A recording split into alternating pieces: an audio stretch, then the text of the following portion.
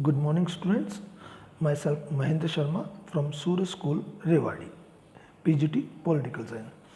Students, हम civics का 4th chapter read कर रहे थे जिसका नाम था इलेक्ट्रोल पॉलिटिक्स की चुनावी राजनीति के रिगार्डिंग हम बात कर रहे थे, जिसमें हमने पढ़ा था कि इलेक्शंस की हमें क्यों ज़रूरत है, कि why do we need elections हमें क्यों चाहिए।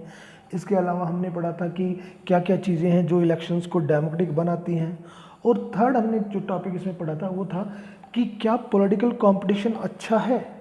तो जिसमें हमने पढ़ा था कि पॉलिटिकल कंपटीशन अच्छा होता है क्योंकि कंपटीशन ज़्यादा होगा उतना ज़्यादा लोगों को चॉइसेस अवेलेबल होती हैं, उतने ही ज़्यादा जो लीडर्स होते हैं वो उतना ही लोगों के लिए काम करते हैं, तो उनके बीच में कंपटीशन जो होता है वो काफ़ी अच्छा होता है। आज हम पढ़ेंगे what is our system of elections, कि इंडिया में जो इलेक्शन सिस्टम है वो क्या है, क्या किस तरीके से इंडिया में चुनाव होता है, क्या क्या होता है ड्यूरिंग इलेक्शंस। तो आज हम ये इसके बारे में हम पढ़ेंगे। देखिए, can we say that Indian elections are democratic, क्या हम ये कह सकते हैं कि इंडिया में जो इलेक्शंस होते हैं वो डेमोक्रेटिक है। To answer this question let us take a look at how elections are held. इसका आंसर देखने के लिए हमें पहले ये देखते हैं कि इंडिया में इलेक्शंस कैसे होते हैं। देखो, इंडिया में दो तरह के इलेक्शंस हो रहे हैं, एक लोकसभा के और एक विधानसभा के, जो कि हर 5 साल के बाद होते हैं।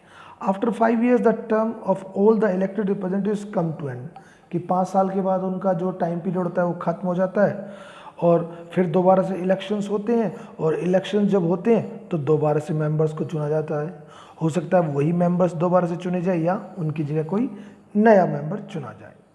Elections are held in all constituencies at the same time, और एक ही समय में पूरे देश में इलेक्शंस होते हैं, कि लोकसभा के पूरे देश में एक साथ होंगे। एक साथ का कहने का मतलब एक दिन नहीं, अलग अलग डेट्स पर वो होते हैं, और विधानसभा के भी एक डे पर होते हैं।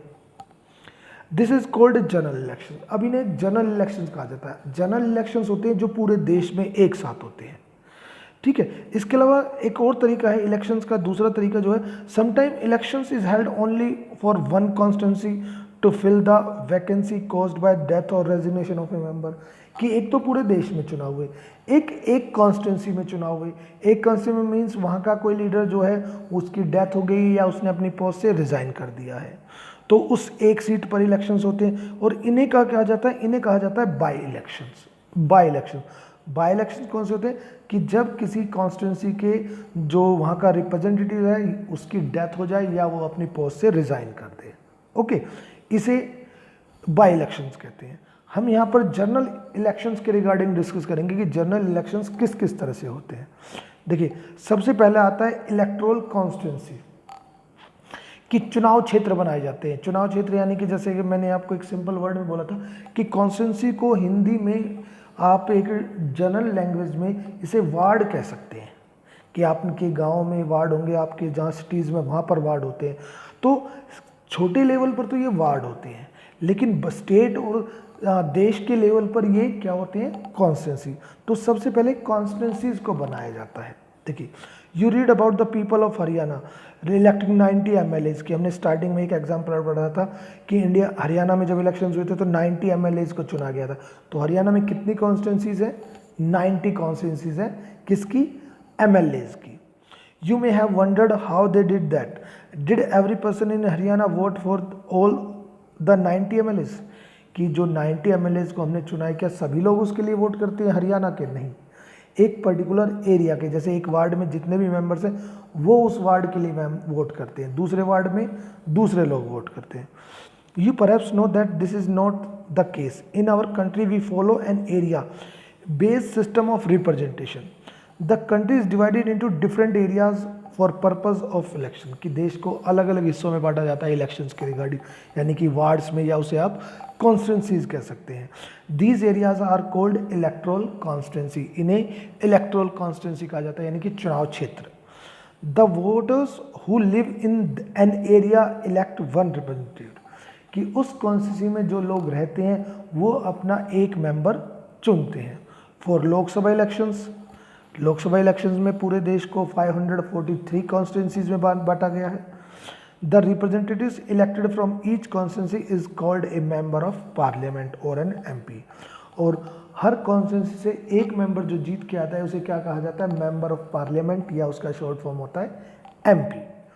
One of the feature of a democratic election is that every vote should have equal value, कि हमने पहले ही पढ़ा था कि एक वोट की एक ही वैल्यू है, यानी कि one vote one value.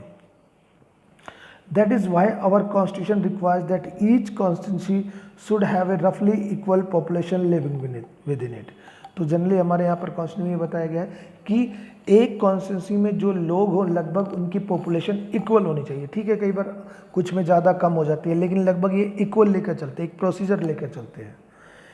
Similarly each state is divided into a specific number of assembly constituencies. अब इसी तरह से स्टेट को असेंबली कॉन्स्टिट्यूंसीज में बांटा जाता है। In the case the elective, और यहाँ पर स्टेट में किसको चुना जाता है? एमएलएज को, जिन्हें बोला जाता है member of legislative assembly. Each parliamentary constituency has with in the several assembly constituencies. और देखिए, एक जो पार्लियामेंट्री कॉन्स्टिट्यूंसी होती है, दो तरह की कॉन्स्टिट्यूंसीज हो गई, एक पार्लियामेंट्री कॉन्स्टिट्यूंसी हो गई और एक जो हो गई वो लेजिस्लेटिव से जो वो हो जाता था आपका कॉन्स्टिट्यूंसी, कि उसमें कई असेंबली कॉन्स्टिट्यूंसीज होती है छोटे लेवल की। The same principle applies for panchayat and municipal elections. यही सिस्टम जो म्यूनसिपल इलेक्शंस और जो पंचायत के चुनाव होते हैं उनमें। देखिए यहाँ पर ईच विलेज और town is divided into several wards that are like constituencies. तो छोटे लेवल पर विलेज या सिटी होता है, उसे किस में बांट दिया जाता है? वार्ड में। वार्ड भी एक तरह की कॉन्स्टिट्यूंसी ही होती है। Each ward elect one member, हर वार्ड से एक मेंबर चुना जाता है। ठीक है, sometime these constituencies are counted as seats. और कई बार इन कॉन्स्टिट्यूंसीज को जितने मेंबर्स जीतते हैं उन्हें सीट्स के रूप में रिप्रेजेंट किया जाता है कि कितनी सीटें मिली उसको, यानी कि कितनी सीटें मिली उस पार्टी के कितने मेंबर्स चुनाव जीते हैं। ठीक है, when we say that Lok Dal won 60 seat, जैसे हम कहते हैं कि हरियाणा में लोकदल ने 1984 में 1989 में 60 सीट्स मिली थी, यानी कि उसके 60 मेंबर्स चुनाव जीते थे। लोकदल हैड 60 एमएलए, तो लोकदल के 60 एमएलए थे। ओके, तो सबसे पहले तो कॉन्स्टिट्यूंसीज को बनाया जाता है, चुनाव क्षेत्र को बनाया जाता है। उसके बाद आते हैं रिजर्व्ड कॉन्स्टिट्यूंसीज, कि कुछ कॉन्स्टिट्यूंसीज होती है उन्हें रिजर्व किया जाता है। रिजर्व किसके लिए किया जाता है? एससी एसटी, इनके लिए रिजर्व किया जाता है कि जैसे ये सीट, ये जो सीट है, ये जो एरिया है, इसको रिजर्व कर दिया, तो वहाँ से एससी के लिए रिजर्व है, तो वहाँ से जो जीतने वाला कैंडिडेट होगा वो एससी कैटेगरी से बिलोंग करेगा, या एसटी का होगा तो वहाँ से वो एसटी कैंडिडेट होगा। देखिए, our constituency entitles every citizen to elect her his representative and to be elected as a representative. तो हर कॉन्स्टिट्यूंसी में हर आदमी को ये अधिकार है कि वो अपने एक रिप्रेजेंटेटिव चुने। The constituency makers however were worried that in an open electoral competition certain weaker sections may not stand a good chance to get elected to the Lok Sabha and the state legislative assembly। देखो कि constitution को जब बनाया गया था तो constitution framers जो थे ये जानते थे कि भाई जो लोग वीकर सेक्शन के लोग हैं, हायर सेक्शन के लोग, उन्हें चुनाव नहीं लड़ने देंगे, जिससे कि वो कभी भी आगे नहीं आ पाएंगे लोकसभा या लेजिस्लेटिव असेंबलीज में। तो इसके लिए उन्होंने क्या किया? इसके लिए उन्होंने सीट रिजर्व कर दी, कि सीट रिजर्व कर दी कि भाई इस कॉन्स्टिट्यूंसी से इस तरह के लोग ही चुनाव लड़ेंगे। They may not have the required resources education and contact to contest and will elections against others. और अगर वे चुनाव लड़ते तो जो रिच हायर सोसाइटी के थे वो एजुकेटेड भी थे, पावर्स भी ज़्यादा थी, उनके पास पैसा भी था, तो उनको कभी भी नहीं जीतने देते। दोज हु आर इन्फ्लुएंशियल और रिसोर्सफुल में prevent them from winning elections. If that happens, our parliament and assemblies would be deprived of the voice of significant section of our population. और अगर ऐसा होता कि उन लोगों को चुनाव नहीं लड़ने दिया जाता या उन्हें चुनाव नहीं जीतने दिया जाता, तो हमारे यहाँ पर देखिए अधिकतर लोग गरीब हैं, है ना, वीकर सेक्शंस के भी हैं, तो वो लोग कभी भी अपनी आवाज़ को हम सरकार तक नहीं पहुँचा सकते थे। तो इसके लिए उन्होंने क्या किया? इसके लिए उन्होंने so the makers of our constitution thought of a special system of reserved constituencies for the weaker sections. तो इसलिए हमारे कॉन्स्टिट्यूशनल फ्रेमर्स थे जिन्होंने कॉन्स्टिट्यूशन बनाया था, उन्होंने रिजर्व्ड कॉन्स्टिट्यूंसी को, वीकर सेक्शन के लिए कॉन्स्टिट्यूंसीज को रिजर्व कर दिया। अब ये कौन सी थी? देखिए, सम कॉन्स्टिट्यूंसीज आर रिजर्व, कि कुछ कॉन्स्टिट्यूंसीज रिजर्व है, किसके लिए? एससी के लिए एंड एसटी के लिए। In a SC reserve constituency only someone who belongs to the schedule caste, कि एससी के लिए जो रिजर्व कॉन्स्टिट्यूंसी है वहाँ से जो मेंबर जीतेगा वो एससी कैटेगरी का होगा, और इसी तरह से जो एसटी के लिए रिजर्व है वहाँ से शेड्यूल्ड ट्राइब का ही व्यक्ति चुनाव लड़ेगा और जीतेगा। मीन्स कोई दूसरा व्यक्ति वहाँ से कैटेगरी का चुनाव नहीं लड़ सकता। अब देखिए एससी के लिए कितनी सीट्स रिजर्व है, एससी के लिए 84 सीट्स रिजर्व है, जबकि एसटी के लिए 47 सीट्स रिजर्व है। ओके, एससी के लिए 84 और एसटी के लिए 47 सीट्स रिजर्व है, ध्यान रखिएगा ये चीज़। अब इनको जो सीट्स दी गई हैं जैसे 84 या 47, ये इनकी पॉपुलेशन के आधार पर दी गई है कि पॉपुलेशन के अकॉर्डिंग इनको वो दी गई हैं ये seats. Thus the reserved seat for SC and ST do not take away the legitimate share of any other social group. कोई दूसरा इनको वो नहीं ले सकता। This system of reservation was extended later to other weaker sections at the district and local level. इसको और आगे बढ़ाया गया, जो ये सीट्स को रिजर्व किया गया। इन मैनी स्टेट्स देखो, अगर हम कई स्टेट्स में देखें, रूरल में, अर्बन एरियाज़ में जो वो है लोकल बॉडीज़, यहाँ पर भी ओबीसी के लिए भी सीट्स को रिजर्व किया गया है कुछ स्टेट्स में। However the proportion of seats reserve varies from state.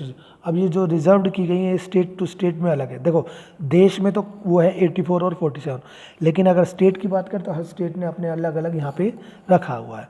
और इसके अलावा वीमेंस के लिए और रिजर्व है। वीमेंस के लिए सिर्फ लोकल गवर्नमेंट में, आपने पहले सुना भी होगा, पढ़ा भी होगा प्रीवियस क्लासेस में, तो वीमेंस के लिए 1/3 सीट्स जो है वो रिजर्व है। वो सिर्फ लोकल गवर्नमेंट में, यानी कि रूरल और अर्बन जो है ना, कमेटी जो पंचायत होती हैं और जो कमेटी में ये होते हैं म्यूनसिपल कमेटीज़ वगैरह, इनमें रिजर्व है। तो कहने का मतलब हमारे यहाँ पर सीट्स को रिजर्व किया गया है फॉर वीकर सेक्शंस के लिए। ठीक है, तो ये तो दो तरीके हो गए। एक तो पहले चुनाव का एरिया बनाया जाता है, चुनाव क्षेत्र, दूसरा फिर वहाँ पर कॉन्स्टिट्यूंसीज को रिजर्व किया गया है, और इसके बाद आता है वोटर लिस्ट। देखिए जब भी इलेक्शंस होते हैं तो वोटर्स वोट डालते हैं, अब उनकी एक लिस्ट भी तो बनानी ज़रूरी है कि भाई कौन कौन लोग वोट डालेंगे। तो देखिए वोटर लिस्ट में क्या होता है, once the constituencies are decided, कि एक बार कॉन्स्टिट्यूंसीज को डिसाइड कर दिया गया भाई इतनी कॉन्स्टिट्यूंसीज होंगी, इतनी रिजर्व होंगी, फिर ये नेक्स्ट स्टेप होता है कि ये डिसाइड किया जाता है हु कैन वोट और कौन वोट नहीं कर सकता, कि कौन वोट करेगा और कौन वोट नहीं करेगा। अब ये जो डिसीजन है can not be left to anyone till the last day तक किसी को आप छोड़ नहीं सकते कि भाई कोई अगर कैपेबल है तो वो वोट डाल सकता है। In a democratic elections the list of those who are eligible to vote is prepared much before the elections and given to everyone. अब वोटर लिस्ट जो होती है इलेक्शन से कुछ समय पहले तैयार हो जाती है।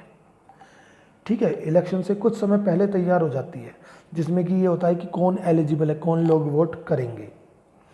This list is officially called the electoral roll. और जो ये वोटर लिस्ट होती है इसको क्या बोला जाता है, इलेक्ट्रोल रोल, और जिसे हम कॉमनली वोटर लिस्ट के नाम से जानते हैं। This is an important step for it is linked to the first condition of a democratic election. देखो डेमोक्रेटिक इलेक्शंस की ये सबसे पहला स्टेप है कि वोटर लिस्ट होनी चाहिए एलिजिबल वोटर्स की। Everyone should get an equal opportunity to choose representative. सभी को बराबर की अपॉर्चुनिटी मिलनी चाहिए कि वो अपनी रिप्रेजेंटेटिव्स को चूज कर सके। In chapter 1 we read about the principle of universe, कि हमने उसमें पढ़ा था यूनिवर्सल अडल्ट फ्रेंचाइज की 18 ईयर्स से अबव के जितने भी लोग हैं उन सभी को वोटिंग का अधिकार है। In practice, it means that everyone should have one vote and each vote should have one value. No one should be denied the right to vote without a good reason. कि किसी को भी आप vote देने से मना नहीं कर सकते। अगर आप किसी को वोट देने से मना कर रहे हैं तो उसके पीछे कोई एक सही रीज़न होना चाहिए। Different citizens differ from one another in many ways, कि अलग अलग लोग अलग अलग तरह से एक दूसरे से हम डिफरेंस करते हैं। जैसे कुछ रिच होते हैं, कुछ पुअर हैं, कुछ हाईली एजुकेटेड है, कुछ इलिटरेट है। ठीक है, अलग अलग तरह के लोग हैं, लेकिन सभी को एक ही वोट देने का अधिकार है और उनकी वोट की वैल्यू भी इक्वल होती है। तो सबसे पहले होता है कि वोटर लिस्ट को बनाया जाता है। हमारे कंट्री में देखिए कि जो 18 ईयर्स या उससे अबव के जो लोग हैं उन्हें वोट देने का अधिकार है। Every citizen has right to vote, सभी को वोट देने का अधिकार है। मीन्स कास्ट, वो वोट देने में किसी के साथ डिस्क्रिमिनेशन नहीं होगा, भेदभाव नहीं किया जाएगा रिलीजन के नाम पर, कास्ट के नाम पर, ठीक है, जेंडर के बेस पर, किसी के साथ कोई डिस्क्रिमिनेशन नहीं होगा। और जहाँ पर डिस्क्रिमिनेशन नहीं होता है एक पर्टिकुलर एज से ऊपर के सभी लोगों को वोट देने का अधिकार है, वही यूनिवर्सल अडल्ट फ्रेंचाइज होती है। हाँ, कुछ क्रिमिनल्स होते हैं या कुछ इस तरह से अनसाउंड माइंड होते हैं, यानी कि पागल वगैरह होते हैं, उन्हें वोट देने से मना किया जाता है, बाकी लोगों को नहीं। ओके, देखिए यहाँ पर एक मैप दिखा रखा है, एक एग्जाम्पल है सिंपल सा, ठीक है। उनको वोट देने से मना किया जाता है जो मैंने कहा था, पागल हो या जो कोई क्रिमिनल हो। क्रिमिनल का कहने का मतलब कोई ये नहीं कि देश के साथ धोखा किया हो, देश को धोखा दे रहा हो, उन लोगों को। It is the responsibility of the government to get the names of all the eligible voters put on the voter list. ये गवर्नमेंट की रिस्पॉन्सिबिलिटी है कि भाई जितने भी हमारे यहाँ पर एलिजिबल वोटर्स हैं उन सभी का नाम वोटर लिस्ट में आना चाहिए। As new person attaining voting age names are added, कोई मतलब देखो कोई नया अभी जैसे 18 ईयर्स है, रिसेंटली 18 ईयर्स का हो रहा है, तो उसका नाम भी उसमें शामिल होना चाहिए। Names of those who are move out of a place और those who are dead are deleted. देखो नए नाम को ऐड किया जाए और पुराने नाम है, पुराने नाम में जैसे किसी की डेथ हो गई या कोई यहाँ से छोड़कर दूसरे कंट्री में चला गया तो उसका नाम उसमें से डिलीट किया जाना चाहिए। A complete revision of the list takes place every 5 years, तो हर 5 साल के बाद ये लिस्ट तैयार की जाती है, रिवाइज की जाती है, ताकि नए को ऐड किया जा सके और जिनकी डेथ हो चुकी है उनको इसमें से हटाया जा सके। This is done to ensure that it remains up to date, तो इसे हमेशा अपडेट किया जाता है जब भी इलेक्शंस होंगे। In the list last few years a new system of election photo identity card, और पिछले कुछ समय से एक नया वो आता है, एपिक बोलते हैं, इलेक्शन फोटो आइडेंटिटी कार्ड, ये इंट्रोड्यूस किया गया है कि आपका एक आइडेंटिटी कार्ड बनाया जाता है, आपने देखा भी होगा। The government has tried to give this card to every person on the voters list, कि वोटर लिस्ट में जितने भी लोग हैं सभी को वो कार्ड दिया जाए। The voter are required to carry this card when they go out to vote, और लोग जब भी वोट देने के लिए जाएँ तो अपने साथ वोटर कार्ड को ले जाएँ। हालांकि काफ़ी लोगों के पास वोटर कार्ड नहीं होता या किसी का मिस हो जाता है, तो आपके कोई अधिकार है कि आप अपनी कोई भी आइडेंटिटी लेकर जाएँ।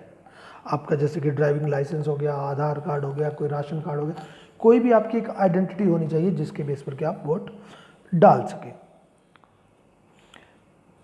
But the card is not yet compulsory for voting, देखिए वोटिंग के लिए अभी कोई ज़रूरी नहीं है कि कार्ड कंपल्सरी है।